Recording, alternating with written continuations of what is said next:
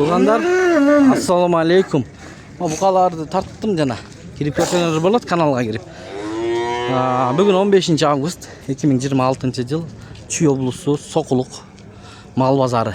Күнгө ишемби, эртең дагы базар болот. Могу бейде түк. Баалар билип берейин, канчадан болуп атат, кандай?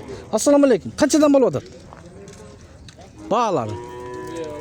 Билбейсиз сиз, Мына могу номер бар экен 708 190 789 дейт. Канчадан бейде байке? 320дан деп сурап атат байкем. Могу жап-жашыл бейде бар экен. Быйыл жакшы. Могу жашыл бейде канча экен? 350 экен. Жумшак чай экен да бул. 350 дейт. Туганда арпа самандан бир эле машина көрдүм. Арпа саман калгандар бейделер.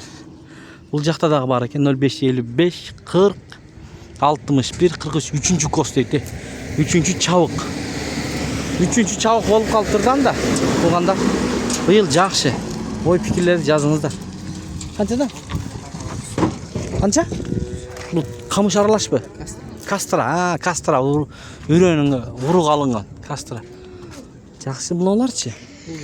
Бул да кастра, Телефонуңду айтасыңбы? Айтып койчу. Канчадан дедиң? 200.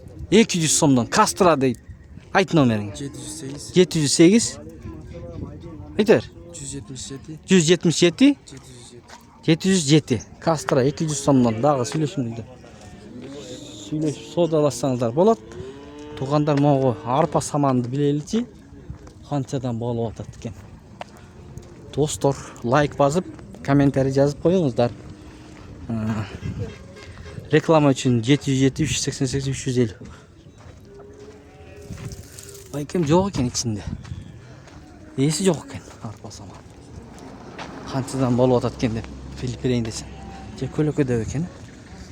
Жок мына. Мына жакта чөптөр бар экен, тоон чөө бар экен. Канчадан болду булар? Ийлери көрүнбөйт, ысыкта бар. Ары көлөкөлөп кетти окшойт. Тоо чөп.